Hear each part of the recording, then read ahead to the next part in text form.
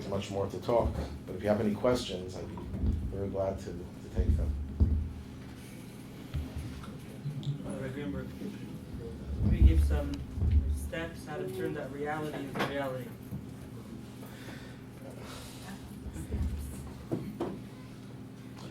Okay, the Rebbe addressed that. How do we turn reality into reality?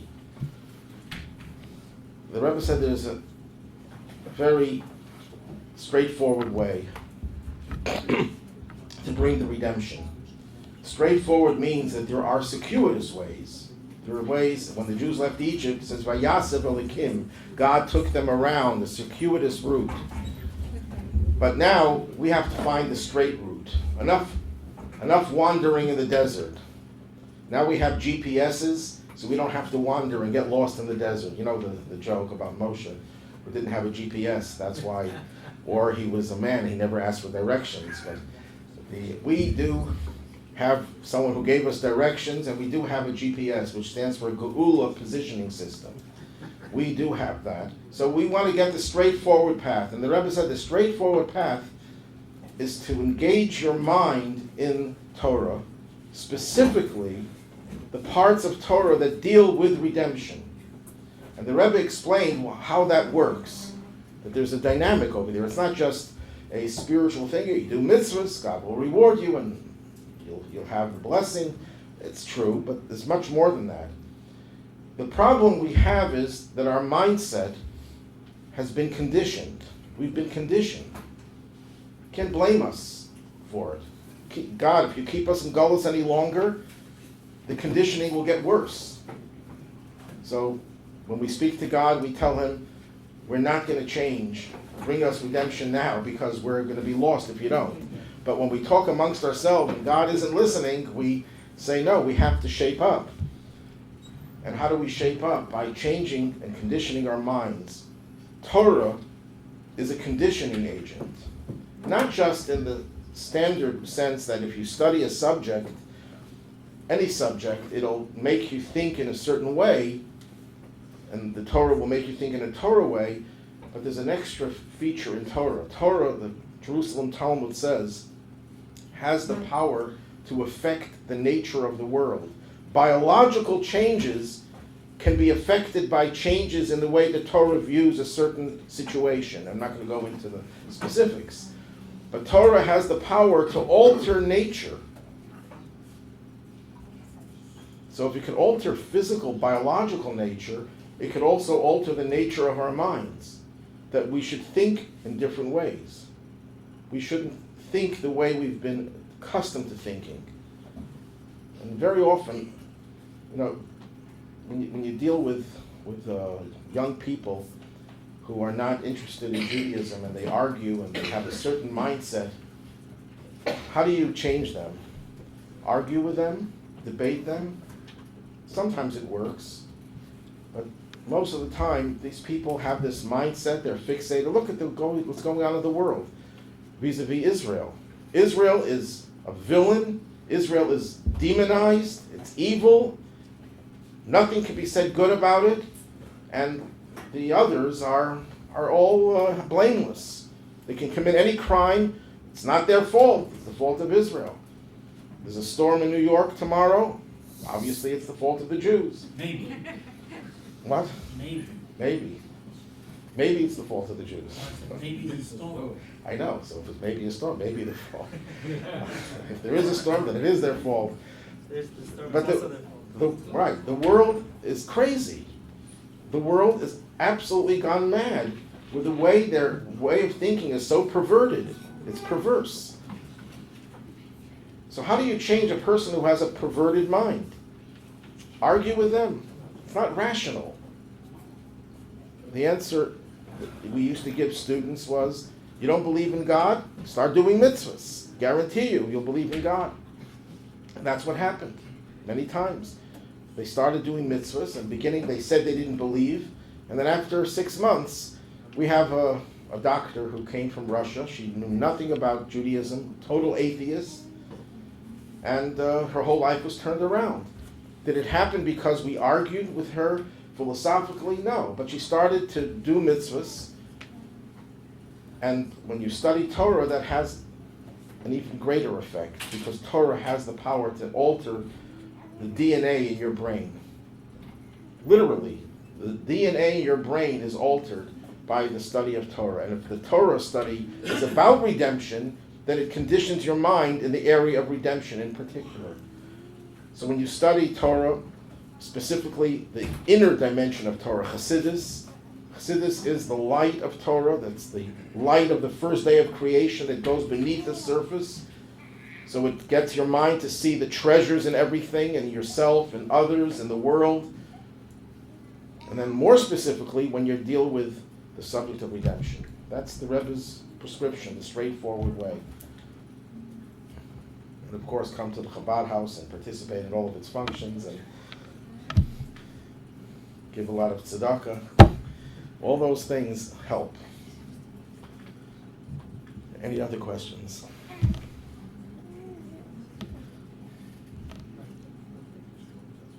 When is he coming? That question you have to address to God. We all have to address that question and not stop. Don't give him a respite. Don't give him rest. That's what it says in Tanakh. Don't let him get away with it.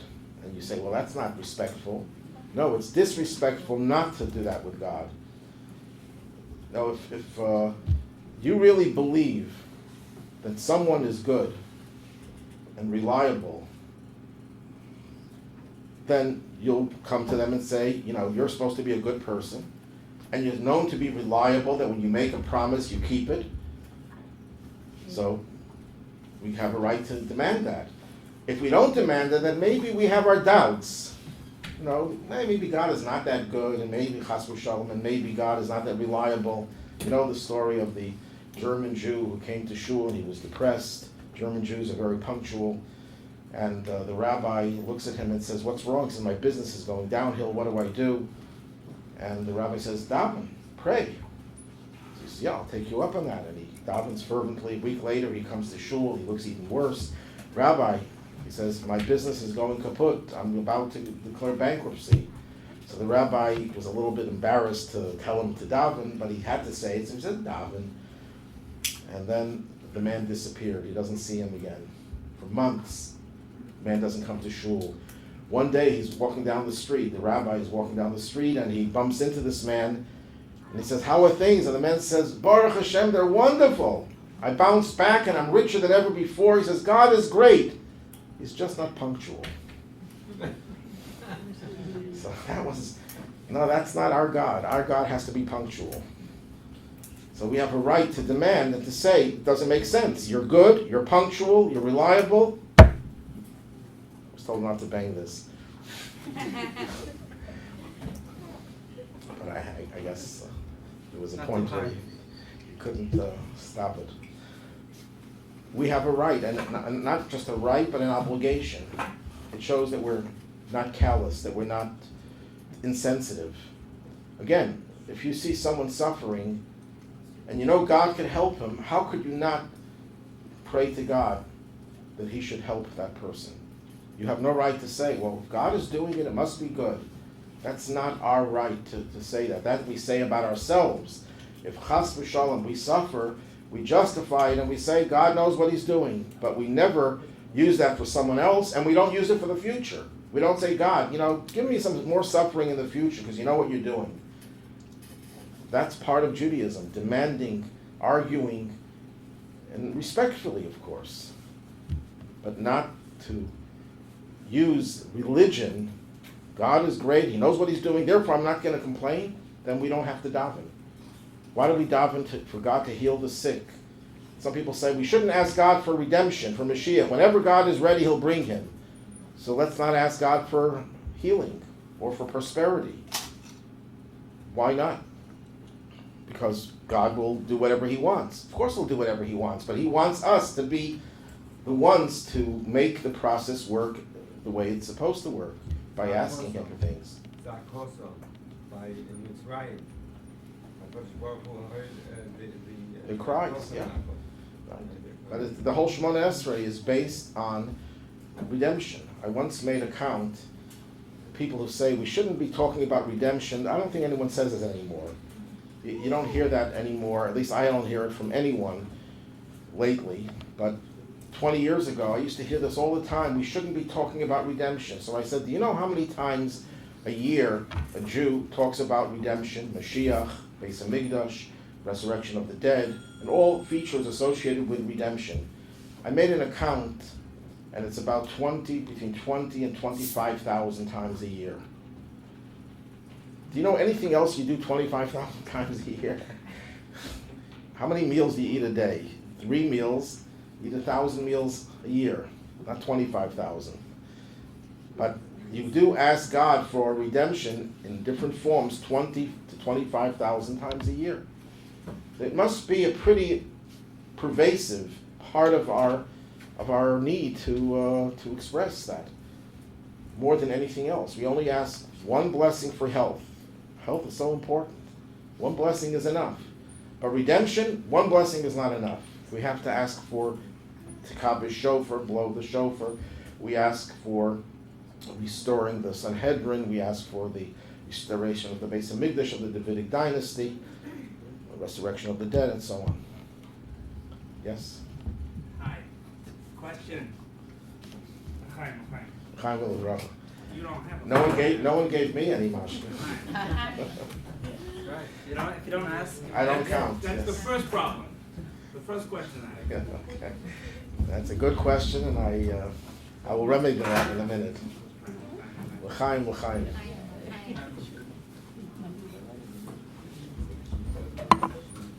Rabbi Greenberg, you just mentioned that we could ask God to be punctual. To ask Him. Yeah. So I just remember a couple of days ago, I was learning with my father, and we're studying the Chassidus of the 5th Lubavitcher Rabbi, the Rashab. And there he says, he brings an example of a father who has a little boy, and he wants to hide from him. So he's going to hide purposely in order to test his little boy. And the more he's going to be hidden, the more the kid is going to look for him. And the ultimate goal is for the kid to find the father, and then they're going to be in abundance of joy. And as parents, we know what that means, because perhaps we do it. So that was explaining the concept of Why it's taking so long? not only that, but how the neshama comes here, and it's not easy, and we don't find everything, and we don't find God, and then He's hiding really, and we know it, so we have to continue until we find Him, and once we find Him, everything is great. And the same concept is the galus. Basically, He's hiding, and we have to look for Him. So I asked my father this question, and this is the question I want to ask you, because my father didn't give me an answer. So here's the question. I don't know who's your father? He's a good Jew, but he's in Paris. And I am here in New York and learning with him. What's your name? Cohen. My name is Cohen. Okay. So here's the question I asked him. I asked him, so I understand this concept of hiding and playing with the kids, but here are 2 problems with it. First one, if the father is going to do it for long term, then he's cruel. He's bad. Because the game will last, it's just a certain amount of time, but afterwards, it's not a game anymore. Right. Number 1. Number 2, after a while, the kid is going to give up. The Gashmi is, the kid will not go look for the father after, say, an hour, say 10 hours, say a day, say 2 days, or 3 days. So I asked my father 2 things. Why is he upset if we just lose interest in finding him? We're looking for him for many years, for thousands of years. Mm-hmm. And number 2, which is even more so, is he crazy? I mean, hide, but don't be cruel. This is cruelty. Okay, you're touching on a very, very important point, for which ultimately there is no answer. The Rebbe said that so much. But let's try to dissect that. I have a Yid, comes from Russia originally, and he says to me, how the cruelest father would never punish a child the way God punished us. No matter what the child did, child misbehaves in the worst possible way. No father will ever do to his child what God is doing to us. So what does that tell you? That ultimately the analogy breaks down. You can't use the analogy consistently because we see that God has done to us what no father, and I cringe and it's almost like nauseating when you hear rabbis saying, because the Jews didn't do this, that's why the Holocaust came. How could a person feel comfortable saying a thing like that? The Rebbe said even the Satan couldn't have thought of such diabolical ways of hurting people. How do we, the Navi said that about, the Navi said it because the Abishai told him to say it. But we have no right to volunteer that information and to give God excuses. That's something else. We have to always do that.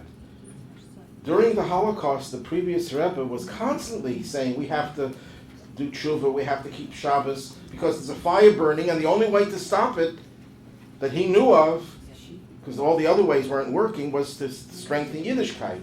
But after the Holocaust, the previous Rebbe never once mentioned it's because of our fault that it happened. It doesn't make any sense. It's irrational. Anyone who tries to give explanations for the suffering of the Jewish people is not dealing with rationality. There's no rational explanation for it. If you're looking for rationality, yes, there's no question that there's punishment for sin. We know that, that's a fact. But that's not rational. So there's no question that I can't give you a definitive answer for that. But I believe the Mittler Rebbe brings that mashal of hide and seek, and he actually says that part, that sometimes the father hides so long that the kids give up. So it's actually mentioned in Chassidus that that's one of the problems with that game. And God has hidden, and Yidden did give up. But we're not going to give up. That's why we have a Rebbe. But the Rebbe, as much as the Rebbe demanded Mashiach and redemption more than anyone else in history, the Rebbe doesn't give up and tells us not to give up and do everything in our power to demand it and bring it. But if you want to know the ultimate answer, there is no answer. The Rebbe said that after the tragic murder of Mrs. Lapine, the Rebbe said that I don't have an explanation, and if I don't have, probably nobody has an explanation for it. So let's not talk too much about it. Let's not say words that are blasphemous, because we don't have an explanation. Yes? Yes. But how do you beat your child with a till he bleeds to death? No. Well, Not to wake him up. we believe that there's a concept of punishment, but to the extent of punishment that Jews suffered, we can't understand. However, it says when Mashiach comes, we will say, Eidcha Hashem ki anaftabi. We'll say, we'll thank you for all of your anger that you directed against us, because then we'll understand it. How could we understand it then? It's not rational. The answer is God has the power to give us, put something irrational, super rational in our rational minds. That's a miracle. So the Rebbe asked, so why doesn't God do that now? Why doesn't he explain it to us? Why doesn't God give us the ability to understand his system, the way he's working? And the Rebbe once said, and the Rebbe was crying bitterly when he said this, it was on Hishana Rabbah, the Rebbe said that if we would know the meaning of all the suffering, it wouldn't bother us. Suffering, we understand there has to be suffering in this world, and we would just go about our daily routine and not care about it. And if we don't care about it, we certainly wouldn't try to alleviate the suffering. And someone gave a beautiful mashal, I think it was Rabbi Moss in Sydney. It says, Kol ha'emer davar b'shem emer, maybe ge'ula la'olam, so I tried to do that. And I think he gave the analogy that if you're walking in a hospital, you're walking down the corridor, and you hear someone screaming in excruciating pain, you don't even know who it is, it makes no difference. Your heart melts. The person is screaming, hollering, uncontrollable pain. And you keep on walking, and you walk down another corridor, and you hear again another person screaming in excruciating pain, and it doesn't bother you. Did you change? What happened? What's the reason why you changed? Because the second corridor was the maternity ward. And you heard a woman in the process of giving birth who's suffering the same pain that the person in the other part of the hospital was suffering, but somehow you had some explanation for it. It's going to end up with a nice little healthy baby, and the parents will be delighted, and they'll have nachas and everything will be fine. It's temporary, so it doesn't bother you. So what do you see? That when you have some way of processing it, you can process it in your mind, you don't care. It doesn't bother you. And God says, I don't want you to process it. I want you to be bothered by it. Someone who comes to the rabbi and says, Rabbi, tell me why the Holocaust happened. The moment the rabbi opens his mouth and tries to give an explanation, he just lost a Jew to Yiddishkeit. And I've seen this many times, that Holocaust survivors were so angry because people tried to explain their suffering. And we can't explain it. This is another question I'm just trying to maybe explain. Could be that we are following our forefathers' footsteps. Rabbi was told he's going to have a son, and then when he did have one, he was told to go and check him. And he did not ask any question, and he just went on with it. So it could be that this is the same path that we're taking. We don't have knowledge about what God is doing to us. Of course we don't have the knowledge. We do know certain things. We know what God is doing. We know what he wants us to do. We don't know why he's doing it. Because if you say he's doing it because we sinned, then the question will be, does that deserve to be burned to death, to be tortured to death? And your children, and 1.5 million other children, because some Jews assimilated? Is that a reason? Does that make sense? If you try to give an explanation, you mean you try to make it make sense. But it doesn't make sense. It doesn't have to make sense because it's God, and we're human beings.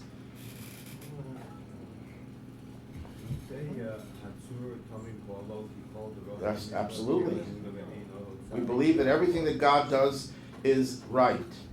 But we don't have to say we understand it, that we make peace with it.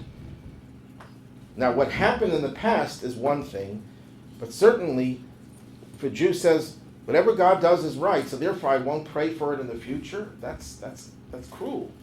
How could you not ask God to change it in the future? Anyhow, I don't want to focus that much on the negative. Let's focus on the positive. Yes? We say,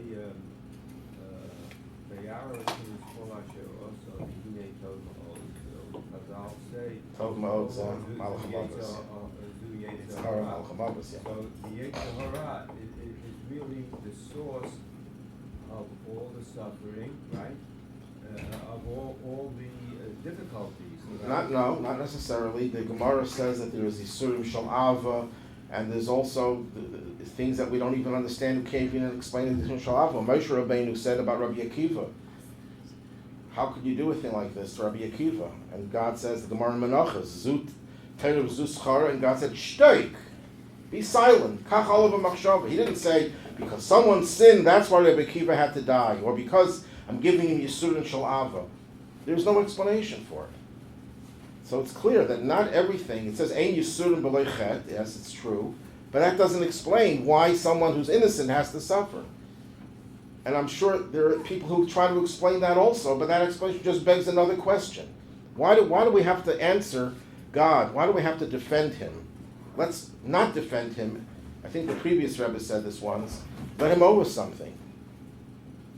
Like he said by Avraham Avinu, but his Baruch Hu said, Kachma es Bimcha es Yekikra asher ohavta es Yisrael. Yeah. Right? So on and so forth, right? And if I say to myself now, why didn't Abraham say to Hashem, Protest. Hashem, what's going on? Because he was given a command.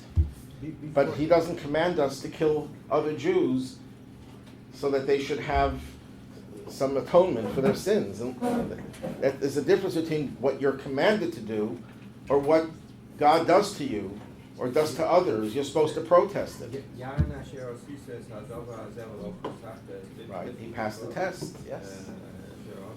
Right. I think we're talking about two different things. When God gives you a challenge, you do it, no matter how distasteful it is, no matter how horrible it may seem. It's God's command to you. And in the end, it turns out he didn't want him to do it anyhow. But we're talking now about when you see suffering, are you supposed to say, God, I understand the suffering? Or are you supposed to say, God, enough is enough? And if you look through Tillim, and you look through the davening, that's what we do. Yes, tzaddik, God is just. We know everything he does is just, but he wants us to challenge him and to complain. I think when you have doubts in emunah in God, you have to find explanations for it. When you don't have doubts, when you don't have any questions, then I don't have to defend God.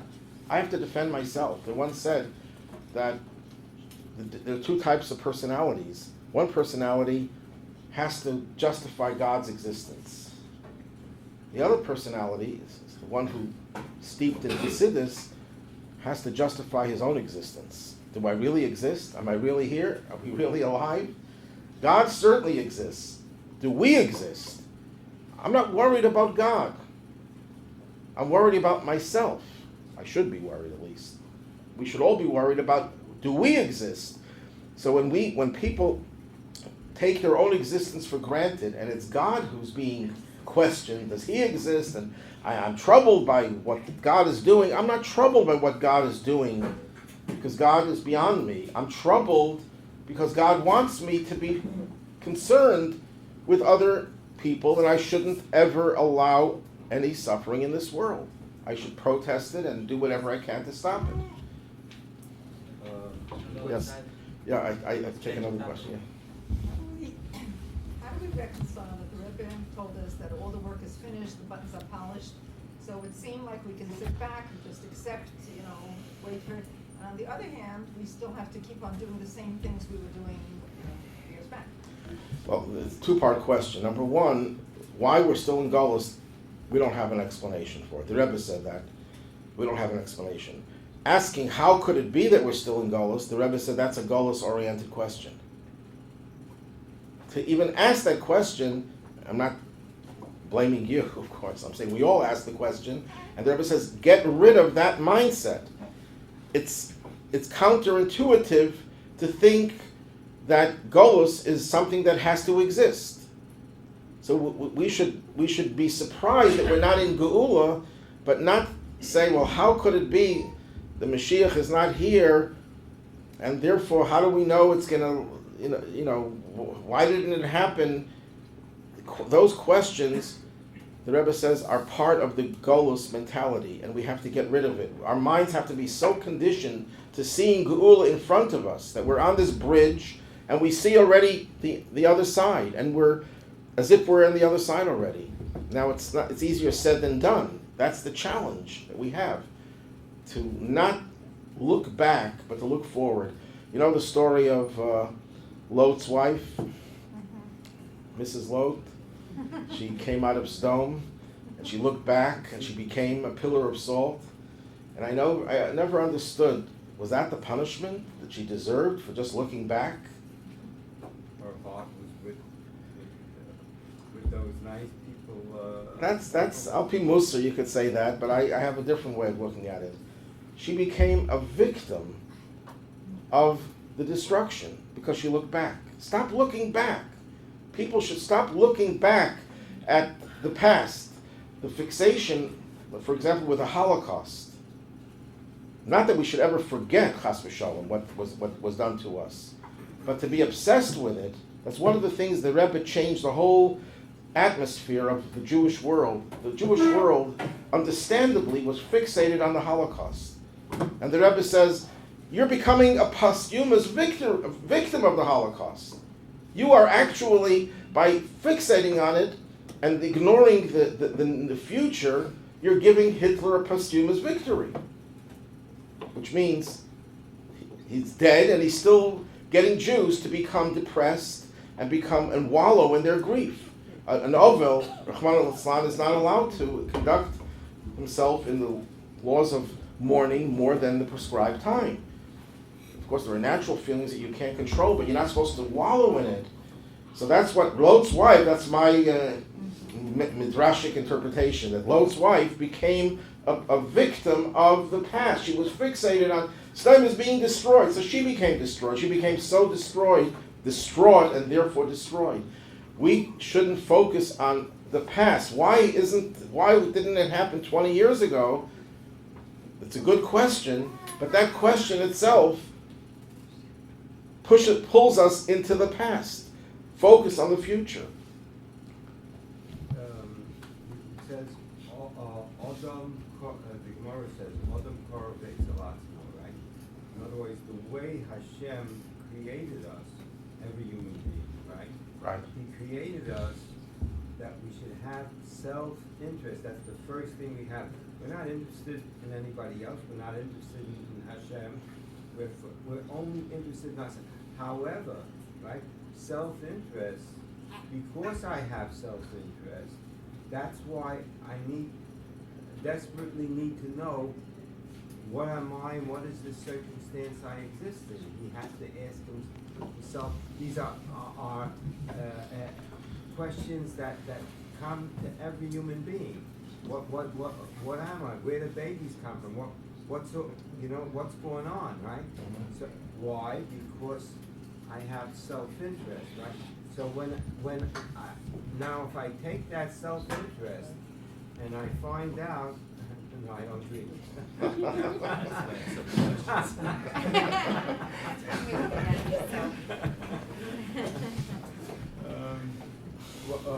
I have that self-interest, right, when I utilize that self-interest to come to the truth, only to the truth, not about God, but about myself, right? Then I understand that there is Hashem, right? If I look into things, like Abraham looked into things, and he found out that there is Hashem, right? So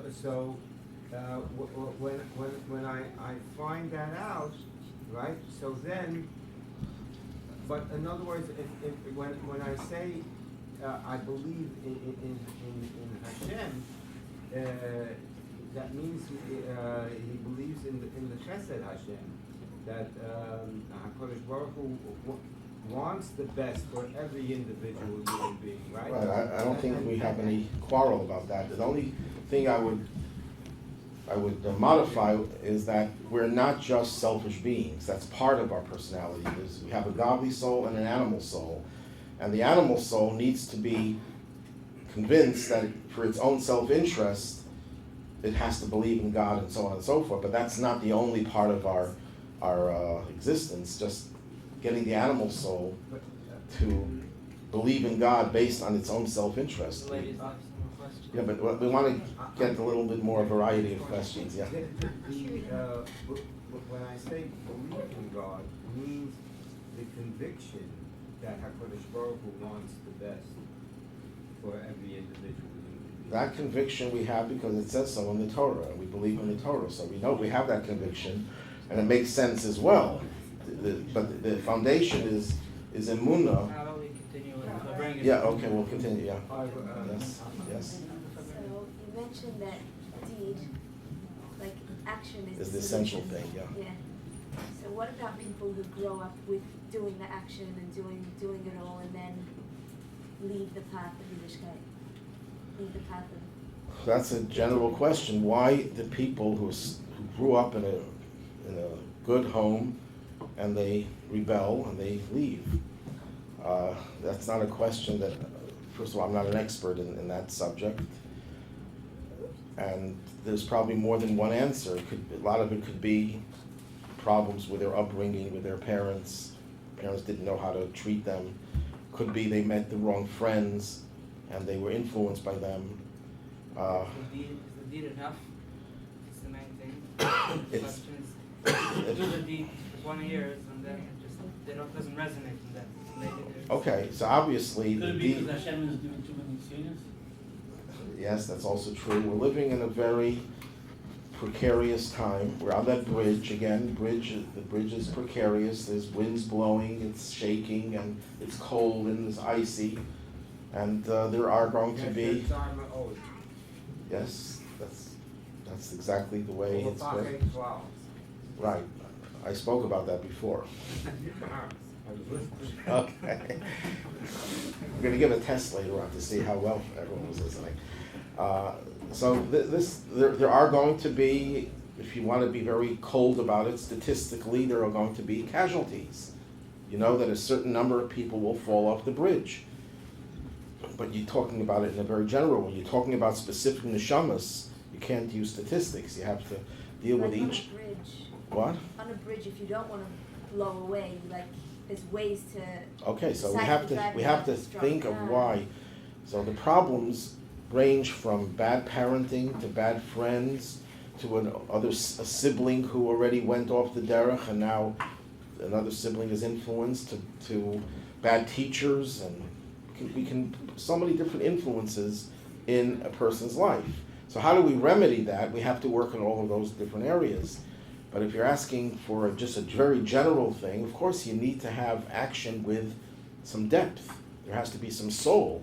And that's why learning Hasidus is so crucial, because it goes to the soul of Yiddishkeit. It's not just mechanical, it's not just do it because we said so. Kabbalah Soil is wonderful, is great, but there's a certain limit how much a person could be expected to do just because they're told to do it. You have to get the joy of Yiddishkeit. If the parents don't have any joy, if there's not good shalom bayis, these are all contributory factors to kids going off the right path. And the one prescription is that if the child feels the joy of Judaism, the actions will be much stronger, because Chassidus always emphasizes that there's a body and a soul. Yes, the body is more important than the soul, which is counterintuitive, of course, but Chassidus explains that action is deeper than kavana, and Gemara says that a mitzvah, the act is the most important thing. If you have the kavana, you're doing the mitzvah, you're meditating about tefillin, and you don't put on tefillin, it's worthless. But if you put on tefillin without the meditation, it's a mitzvah, it connects you to God. But you need to have both. You need to have a neshama as well. Without the neshama, the guf just becomes, just loses its...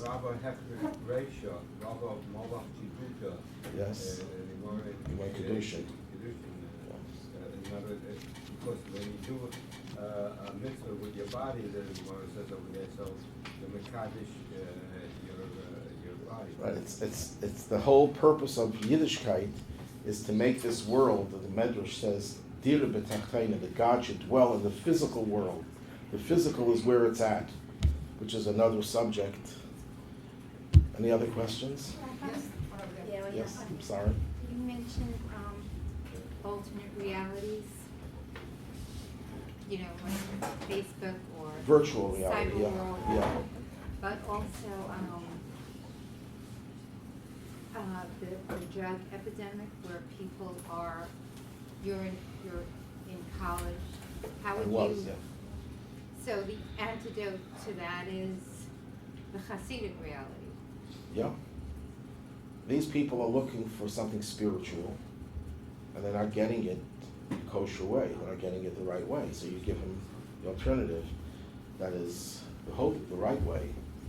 But that's another phenomenon, a similar one, that people are looking for something, and they're finding it in alternative ways, in artificial ways. It's all artificial. Someone asked the Rebbe about marijuana. And the Rebbe very strongly says, I don't even understand why you're asking the question. Now, it's not just because it was illegal, because it's soon going to become legalized, but it's because it's against the whole concept of Yiddishkeit is not to be artificially, even though we take mashke and we drink wine on Shabbos and Yontif, the Torah sanctions it, and it has a limited effect. If you take too much, then it goes against the Torah. Because machshava is also an action. Like we keep talking about mamish action, but Yet machshava is an action. Which It is. Cause a paradigm shift. Yes, it could. But Is what you're really saying earlier. right, you have to create the Living a paradigm. messianic reality currently. You have to have a paradigm shift by the way you condition your mind. But ultimately, So we're living in, like, for all practical but the way the Rebbe put it was, you learn Torah to alter your mindset so that you live Mashiachdik, that you practically live Mashiachdik. So the ultimate goal is not just changing your mindset or having this paradigm shift. The ultimate goal is translating that in your actions. The actions are really what really is the ultimate goal. Yes.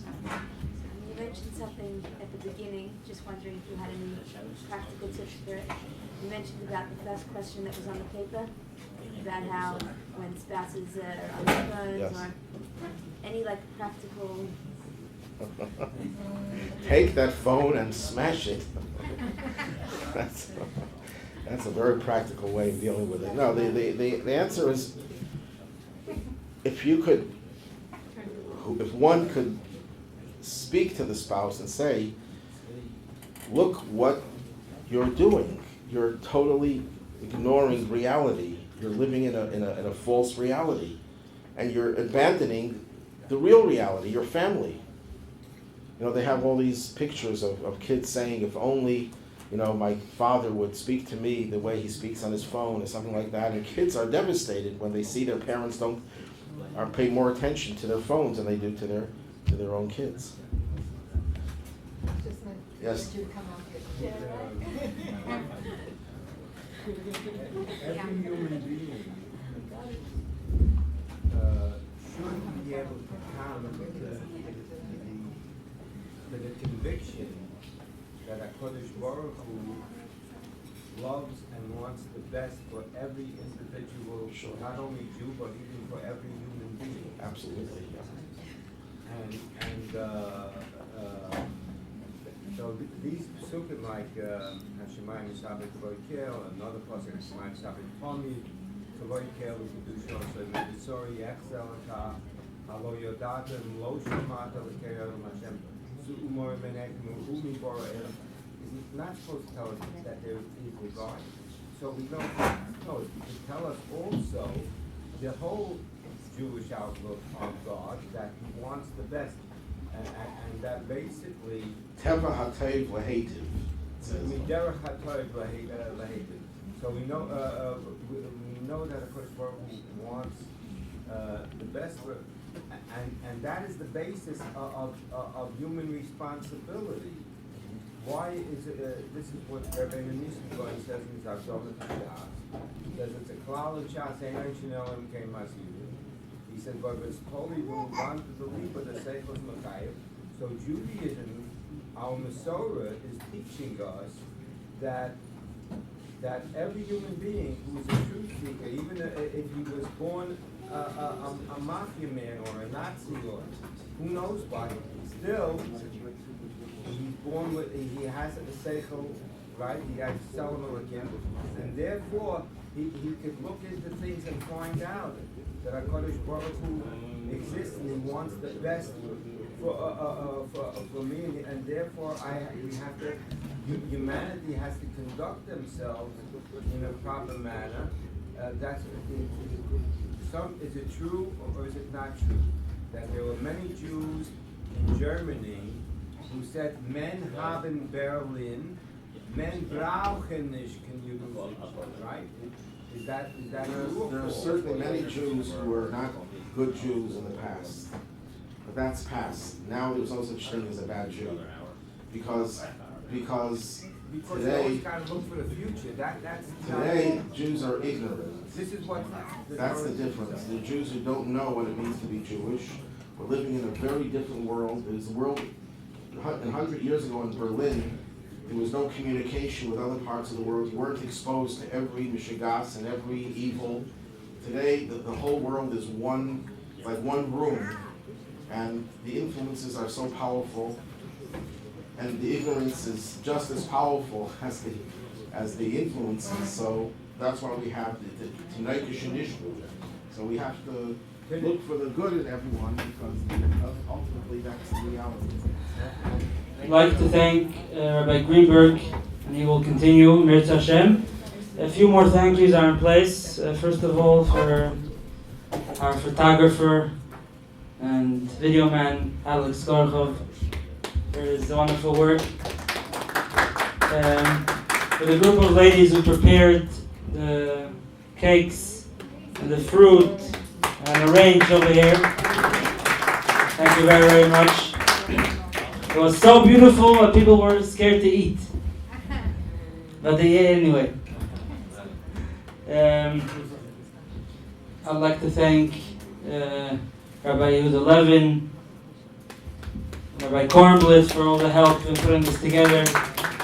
And most of all, I'd like to thank everyone who came, took time of their busy schedule, stay so late at night, to get together, hakel, to join, and become better Jews and try to bring Mashiach a second sooner. Everyone's invited. We're going to have a few more nigunim. And please do not forget to make an after blessing to thank Hashem for the food. And immediately after, we will continue. Don't leave. If you have to leave, you could go. But you got to bring a late note or excuse. Okay, and thank you to our musician and his helpers. And if anyone I missed, it was by mistake. So thank you. All right.